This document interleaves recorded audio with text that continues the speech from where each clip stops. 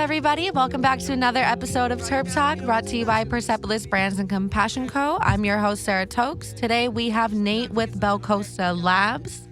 What's up, Nate? How you doing? It's great to see you. It's great to be here. It's great to see you guys. Thank you for having me down. Yeah, of course. Thanks for coming out. We really appreciate it. I see you brought some Connected 710 collab. You want to talk about that a little bit? Yeah, two companies that I have the pleasure for testing with. They're both, very ethical, high-end, top-shelf companies. In terms of what I like to smoke, it's pretty much right there. Yeah. And again, I have the opportunity to test for them. So I know that, not to sit here and go on a soapbox about, the lab I represent, Belcosta Labs versus other labs. But I know how hard we work. I know how much we strive to do a good job. And I know that there are, unfortunately less ethical practices out there. So it happens. Yeah, you got to be wary of that. So not to say that any other cannabis science that isn't Belcosta is a joke, but that's my best assurance is that, knowing my lab and knowing these companies that test with us and seeing what passes with them and how hard they work to make those products pass, it's golden. So I got to, of course, support them and run by my local store and pick them up when, of course, they make it through the rest of the retail supply chain. That's awesome. How long does it take for a product to get through testing and to get onto the shelves? Well under a week, depending on somebody's speed with regards to their supply chain itself. Mm-hmm. And especially when you get to what you call usually vertically integrated businesses that control their own supply chains, it's usually a little faster. So someplace like Connected, pretty quick because they control their own supply chains. They have their own grows. They're well linked in with companies like 710 to be able to make their own manufactured dabbable products. They have their own distribution. They have their own stores. Everything can happen really quick. Mm-hmm. And you can even through things like social media and through promos at the stores, even warm up your clientele, your consumers and patients to be able to understand what new products are coming out there. It's really kind of like and when we put it like this, I mean, that's no real different than any developed industry and what they do, to really weigh on real marketing potential and like any hype. Music industry does that. Yeah, Everybody will do that. Technology, right? Video games, they all do that. So this is, in some ways, just response to this little area of cannabis businesses just behaving like big boys. And it's kind of a cool thing to just see the more developed companies and how they're working. Not to say that's the only thing worth sticking to. Yeah. You got to love some of those small batch craft, rosin, based things as well. And although I didn't unfortunately bring too much of that with me. I know, today, Mike, what is that collaboration? Is that a live resin or is that a rosin collab? It looks like a BHO. It's a hydrocarbon extract. So I'm not immediately familiar with, and I didn't check out the COA before coming down. Whether or not it is, say, a butane extraction in that hydrocarbon description, or if it's a butane propane blend, usually you'll see that come up in the residual What's solvent the difference test. between the two? Which one would you say would be, I guess, healthier? Both could be just considered as healthy. Really? Well, because you're really you're basing this all on having purged out all of those solvent, or all those solvents, all of that solvent material. And as long as you've purged out that solvent thoroughly, you're really not looking at any negative health aspect. You could even suggest that, in the day of the life of the American citizen, it's almost impossible to stay away from any product that doesn't have solvent in it. Yeah. I mean, think about like Sprite. Like, there's nobody standing over a vat, squeezing lemons and limes into that, right? Like, there's a lemon extract and a lime extract, maybe extracted through solvents or through like a supercritical process, similar to what we see in cannabis. And that's what's getting added in a prescribed formulaic amount. So that kind of stuff and how that works is really in terms of where were we going with this? I'm sorry.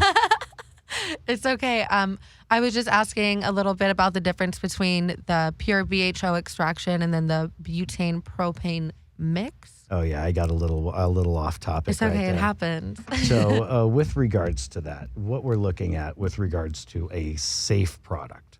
A safe product is something that we have had the opportunity to test. And in being able to test it, we've been able to assure that no amounts of those solvents are left over. So that's kind of the short end of it. Now, in terms of butane versus propane, they have different boiling points. Butane's got a boiling point of about 0 degrees Celsius, and propane about negative 39, negative 40 Celsius, if I recall correctly. They boil at different temperatures. Given that, propane would be more effective at boiling off at lower temperatures, Yeah. therefore. But that doesn't necessarily point to the health, if the health aspect, if one of those chemicals was contaminating the end product. In every case, for something that, say, has to be California passed, it needs to be below what's called the action limit of those chemicals in the Okay. finished product. So, has there ever been any issues to where there was like a bad batch of gas and you've seen it maybe?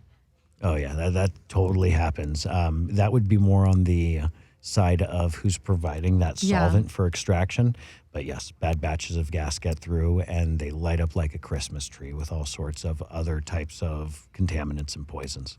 That's crazy. I've seen some concentrates before. It was a live resin sauce, and the top had some, it looked like butane bubbles, if Interesting. that makes sense. Like the top was just crusty with bubbles, and then when you like poke with your dabber, you just got the scent of just gas.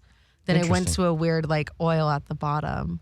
Really interesting. So if there was enough butane to smell it like it was Yeah. expressing itself in that form, it would be pretty poisonous. But there's a It lot of passed testing. So there are a lot of, I'd like to, let's imagine Yeah. that it was a good testing job done. And so we're going to talk about that possibility for a second. Because there are companies out there that do sort of seem to have a golden ticket, and there's stuff that that might not or possibly Yeah. shouldn't pass, that may be through, the unfortunate oversight of the Bureau of Cannabis Control or anything, maybe kind of does get through there. Now, when you're talking about something that's ethically tested, and something that could be smelly and could be truly low on butane amounts, simply spoken, you're smelling other chemicals, Yeah. gassy-ish chemicals other than butane. However, that doesn't mean that it was a good product. Usually when you get something kind of funky smelling there's something present from either the starting material or the extraction process itself that led to that funkiness. Oh, okay. So that doesn't necessarily mean it was a good product, even if it passed extraction. There are also, bear in mind, when you get to these panels, there are only so many different chemicals that are studied for. So let me just throw it out there that there are tons of poisons that may not make it into the actual testing panel that maybe somebody inadvertently introduced to the product, making Yeah. it taste or smell funky.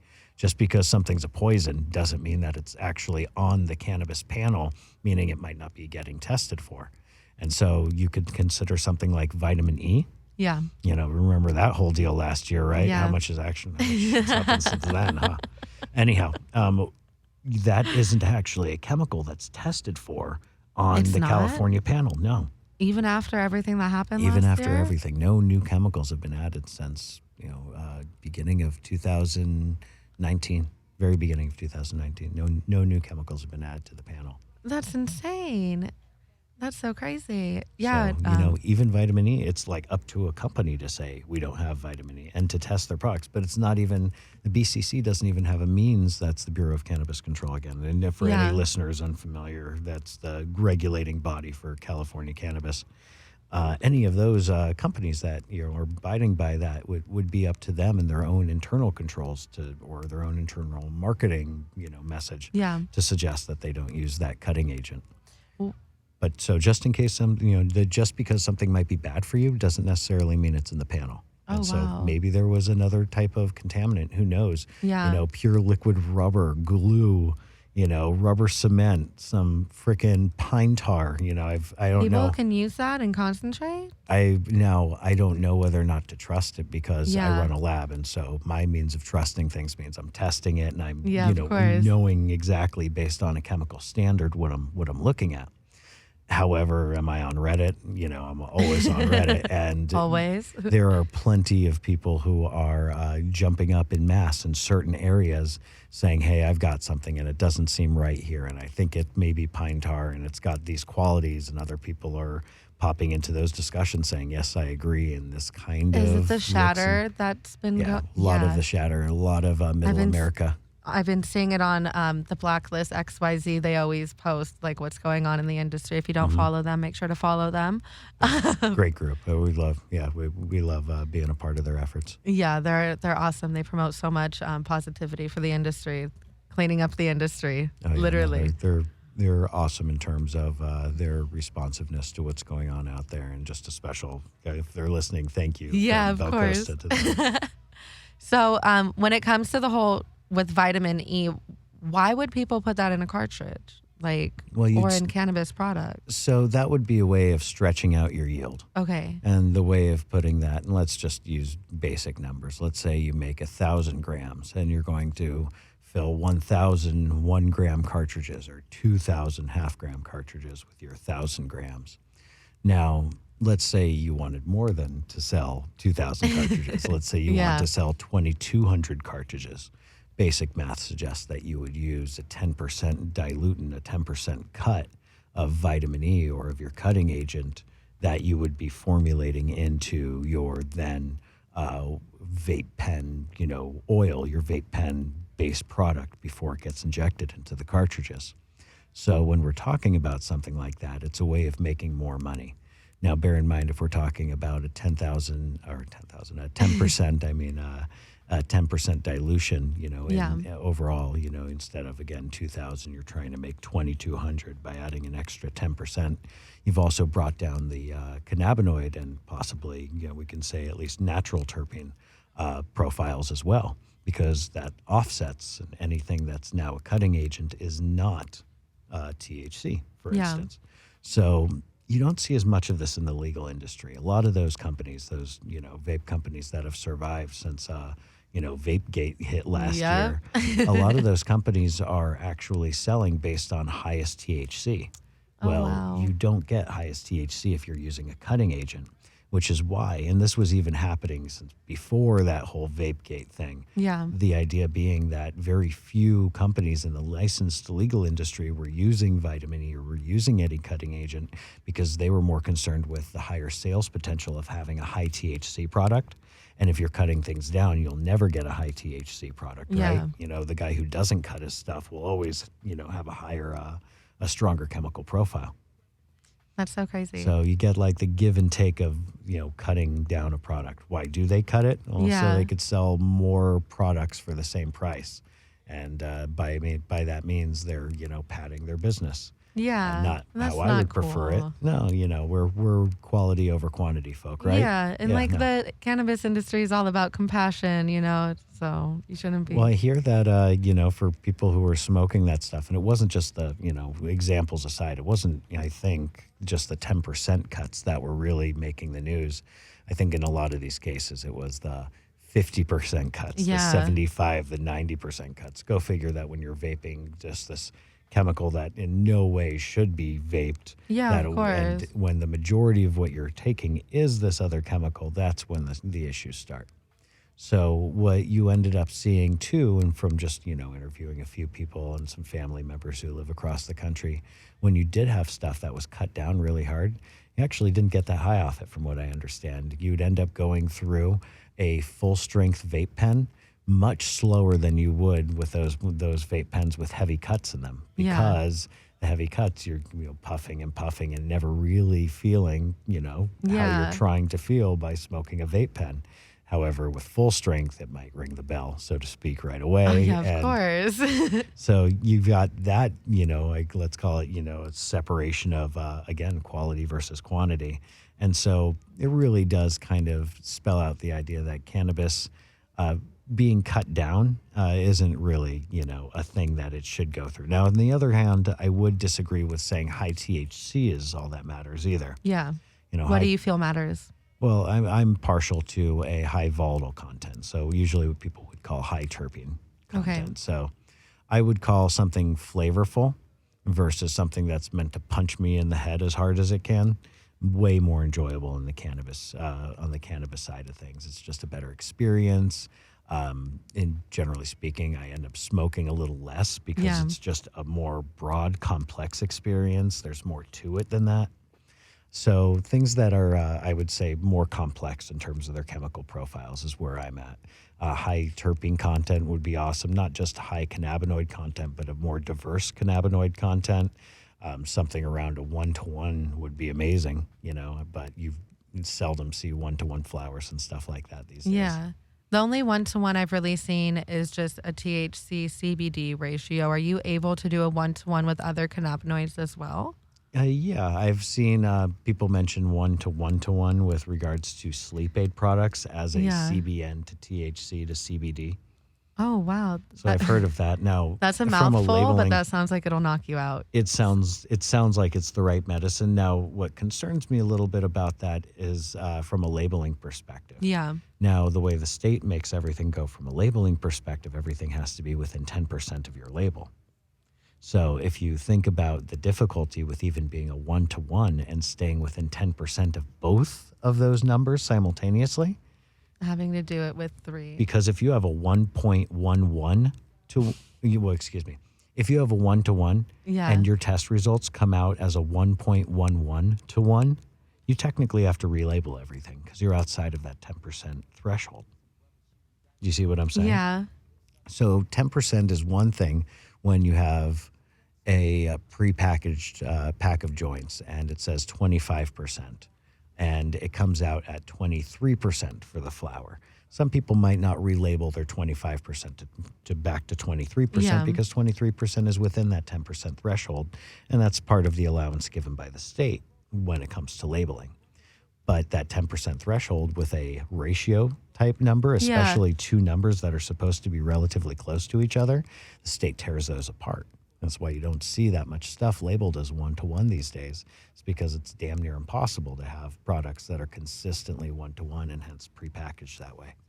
That's so insane. I wish that they would kind of just lighten up Back a bit. off a little bit in Yeah. that way, right? Because 1-to-1 is an awesome medicine. And if it's 0.9 to 1.1, I mean, really, the fact that it's now it's now like no longer really feasible to sell that kind of product because that's almost unpredictable to know those numbers, and so you'd have to relabel on the fly. And so now all of a sudden, something that has the very personality, dialed into the DNA of that product being a 1-to-1, you can't even call it a 1-to-1 anymore. It seems so backwards. You have to call it like a 1.2 to a 1.1, or and like you can't advertise as a 1.1 anymore either. Then because you'd be outside of the label accuracy law. Oh my gosh, it's kind of silly, but that's in my opinion. Yeah. And of course, everybody looks at things differently, but that's why you don't see as many 1-to-1 ratio things out there. It's because of this difficulty that's been levied on the companies by the state, and you can clearly see that the state didn't intend for that. Yeah.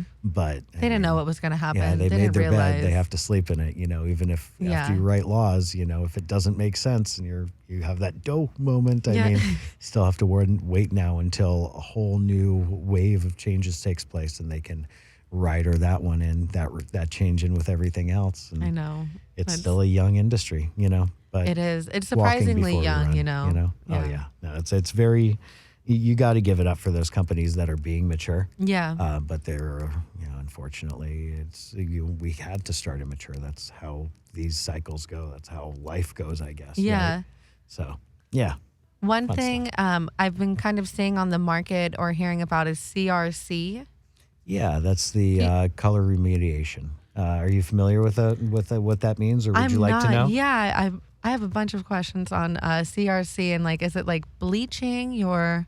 Sort of not. Now let me try to explain this from a standpoint of your understanding of butane extraction. Okay. Do you understand butane extraction? Yes. So if we mention that there are essentially two different,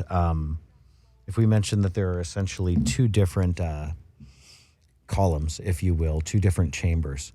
And one of them is where your plant matter stays but comes in contact with the with the solvent. Mm-hmm. And the plant matter stays in that first column as the concentrate with the solvent is now flown to, extracted, evacuated to a secondary chamber, often called the honeypot.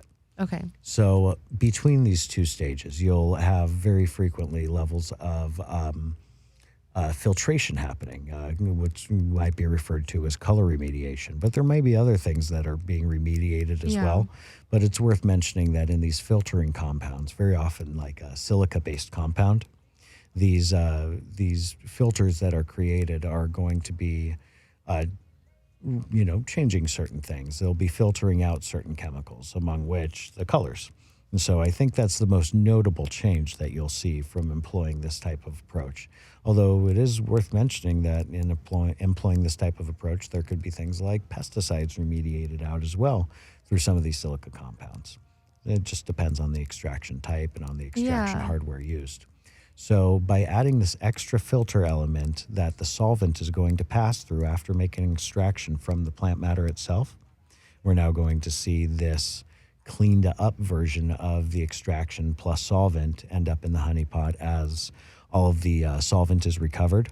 We're going to see a little bit of a different chemical profile in the actual extracted product, that being that whiter looking Yeah. CRC style.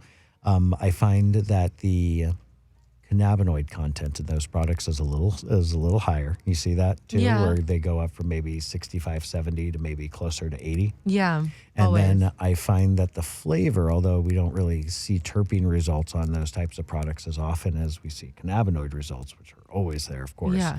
I feel like they're not as flavorful. Do you share that with me as well, or do you think It it's really just as- depends on what batch. it may be more strain based too, Yeah. to suggest, because what's happening are there are chemicals being filtered out. Now, those chemicals being filtered out are allowing the THC to be a greater amount of the overall extracted yield, hence a higher THC or higher cannabinoid content. That's kind of cool, right? Yeah. However, if we are cutting out other chemicals, which is, at the same time leading to these higher THC yields, if we're cutting out certain chemicals, that means that, in my opinion, some of these compounds, terpenes and the other volatile compounds, very likely are getting reduced. And it might just be me, and I've only had, to be honest, I've only smoked, like, in terms of some meaningful dabs, like through maybe 2 or 3 grams of CRC Yeah. product. So, if you've tried, say, dozens there, Sarah, I'm Yeah. willing to mean- relent to that if you've seen, a greater cross-section of. I'll smoke on products and they're like, it's not CRC. And then you give them the look like, this is CRC. Like, there's no way that a live resin is looking pretty much white, like the caviar style. So it's interesting, but a lot of cannabinoids and even terpenes are pretty much clear to start with. It's cleaning. Really? It's a lot of the oxidizing that comes in. Yeah. That leads to that even golden hue sometimes. Oh, wow. I didn't realize that. Yeah, it's, if you have non-oxidized cannabinoids, terpenes, then there are a lot of conditions that I'm kind of glazing over to make this statement. But very often. You can they'll go be in clear. depth. It's okay. So, when it comes to the color of live resin, this is such like a random question.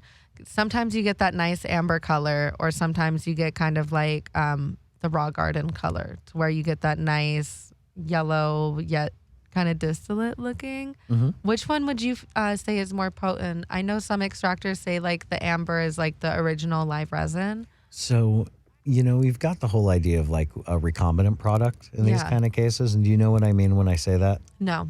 So recombinant product, if I mention like a single source extracted product, like Okay. a vape pen that was single source versus something that's recombinant, would that make a little bit more sense? Like single source might be the a single batch of say sauce that was Yeah. pulled off of just one extraction, and more or less with minimum formulation, that being for the most part what you're smoking in that pen.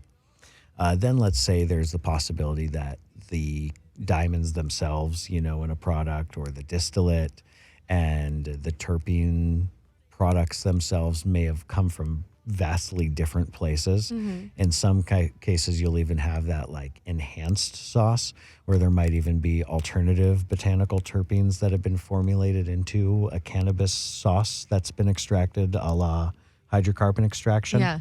So when I mention a recombinant product, you'll have something that's like multiple different sources there. There are a lot more possibilities when you're talking about a recombinant product. More possibilities for keeping it on the rails, more possibilities for keeping a consistent color and a consistent texture and viscosity in something like that.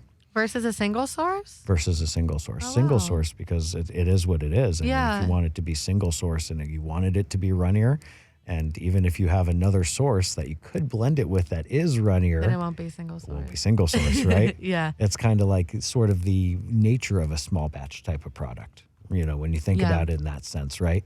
It might be, next time we extract that strain through that company, it might turn out different, hence, again, small batch to small batch. When we're talking about recombinant products, we're talking about something else. In the raw garden world, you want to know that whatever is your favorite strain, cotton candy kush or whatever it is, you want to know that it'll always be there. Yeah. That every time it'll taste as similarly to the last time you enjoyed it. And that business plan's gone really well for them. You don't hit that by making it a single source product. And we kind of turn into like what I like to consider to be those more formula-based products Okay. versus those single source products. And it's kind of easy to put this. I like to use orange juice as an example. So stick with me here. Take orange juice made from concentrate, right? Nobody makes orange juice from concentrate because they hate you. They make orange juice from concentrate because that's how you make a formula. Yeah. You have this many parts fresh spring water, and this many parts simple syrup, and this many parts orange color, and this many parts orange extract.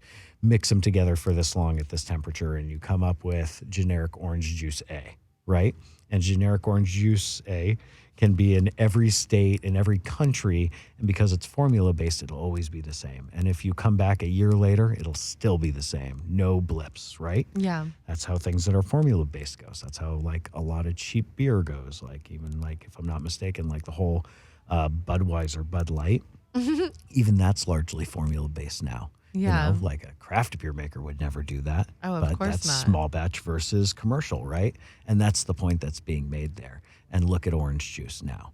Is orange juice made from concentrate exactly the same every time? And is there power to that? And can you have the exact same product with the same marketing all over the world?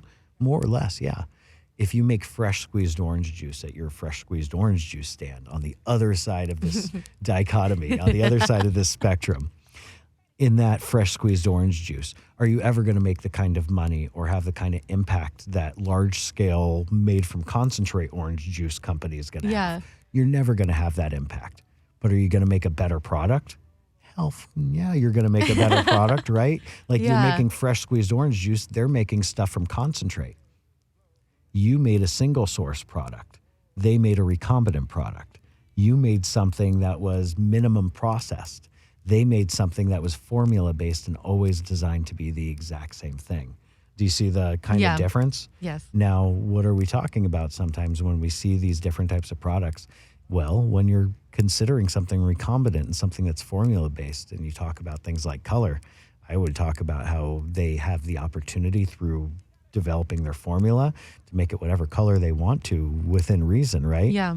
As opposed to other products, which might be lighter and darker sometimes. That was the best answer to that. That was so in depth. I feel really strongly in terms of helping to educate people in terms of with cannabis, how small batch craft versus large batch commercial exists.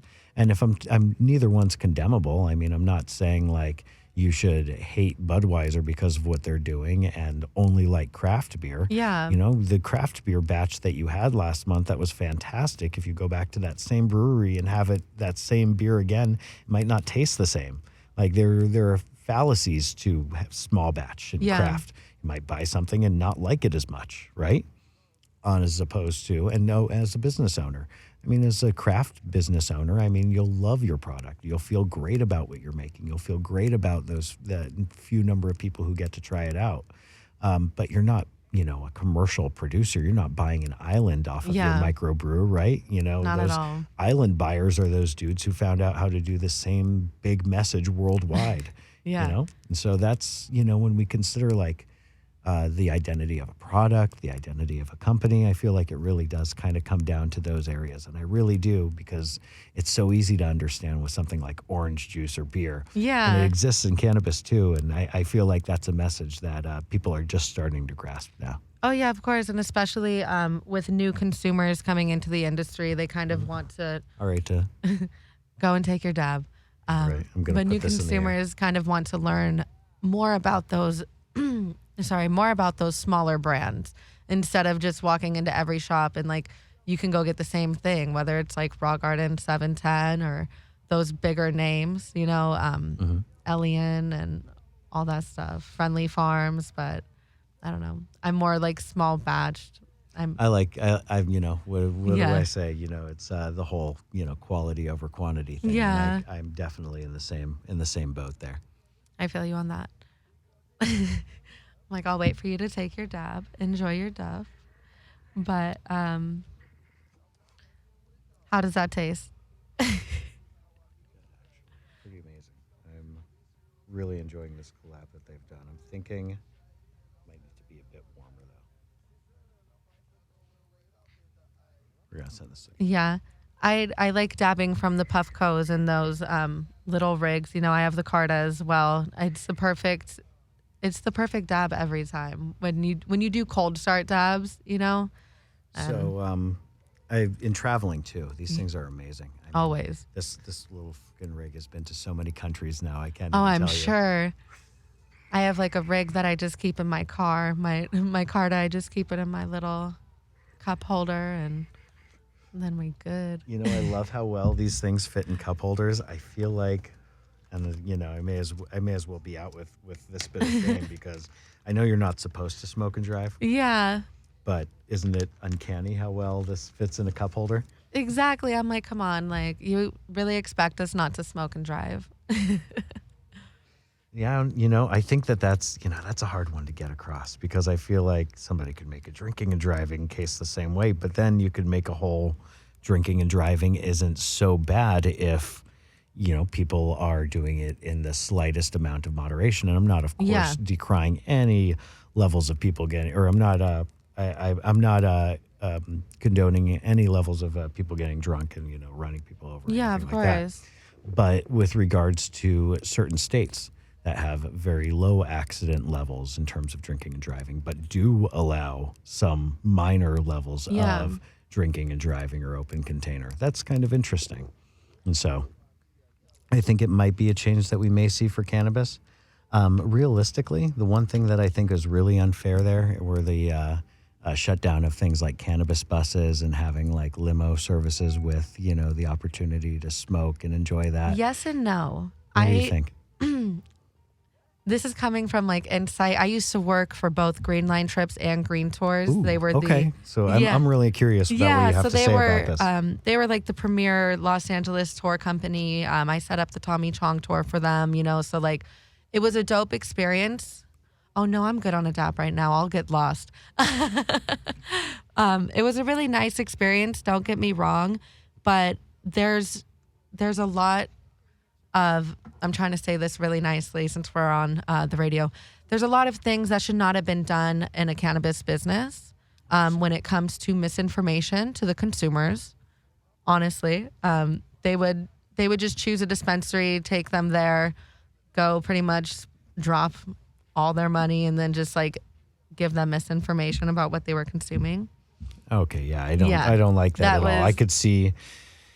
Yeah, it's I am gushing over a restaurant, and you worked in the kitchen, and you're like, no, dude, it's not that golden. Yeah, I guess what I see is it's dope if you have somebody to where it's like it's a good movement, and you want to actually educate these people instead of just entertaining them while they're high, playing movies for them on a bus and doing shit like that. Like you're driving around LA watching How High, smoking weed on a bus when you can be doing that at home.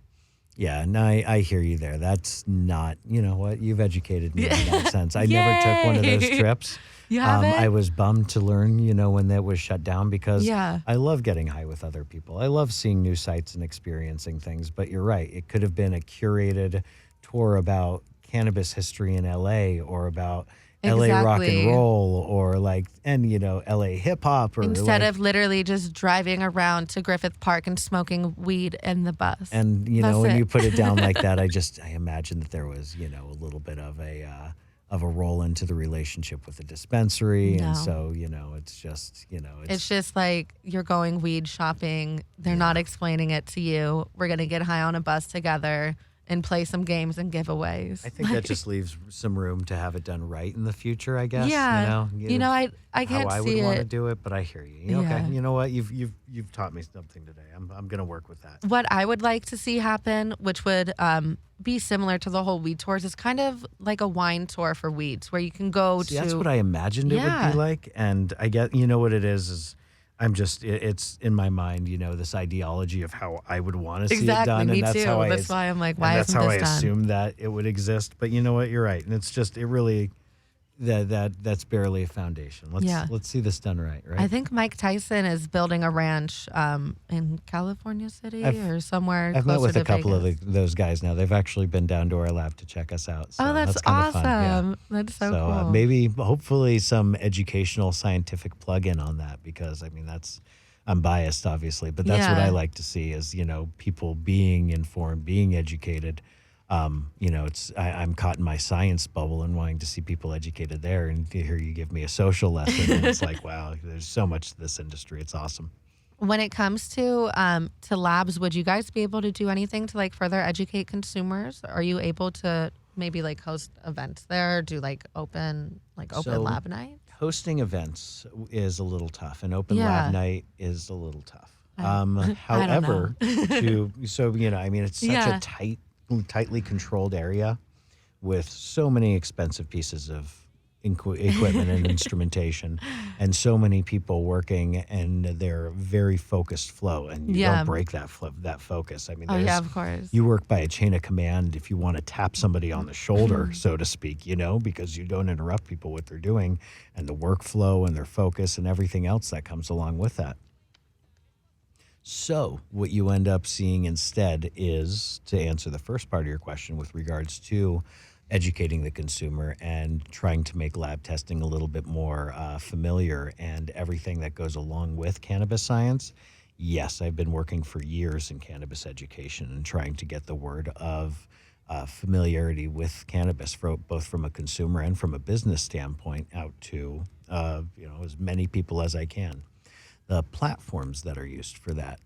Right now, Long Beach City College, LBCC, is working with the Long Beach Cannabis Association to develop a series of classes, a whole course that's specifically cannabis, that's going to be at their college in the coming months. It's going to launch this summer, and I'm involved in a couple of those classes. Oh, wow, that's so cool. As a guest teacher and as the person who's put together that presentation. So there's a gentleman named Joe Rogaway, who's a lawyer, who's going to be the official teacher of that class. But the reality is that there are about a dozen professionals that are backing him up, and each class is going to be covered by those professionals.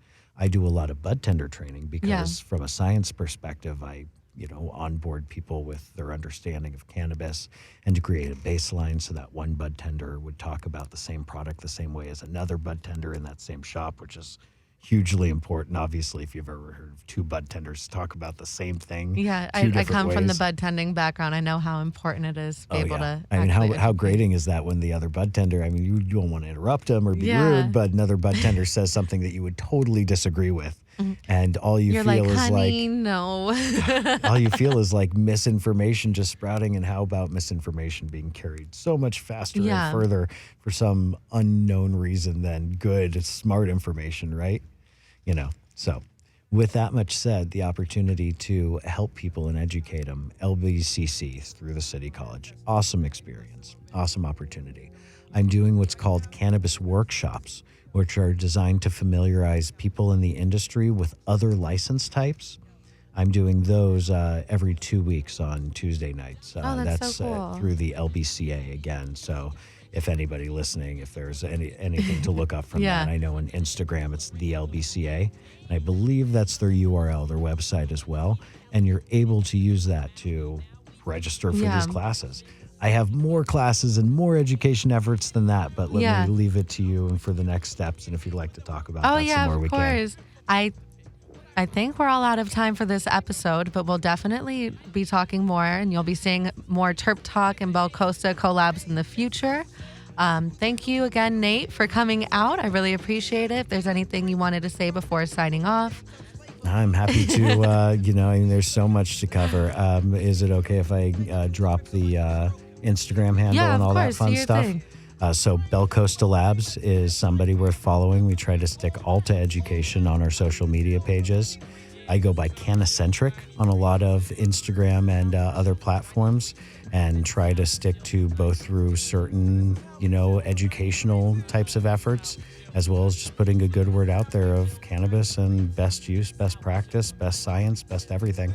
Awesome. Again, thank you so much for Thank you coming for having me. through. This I is awesome. appreciate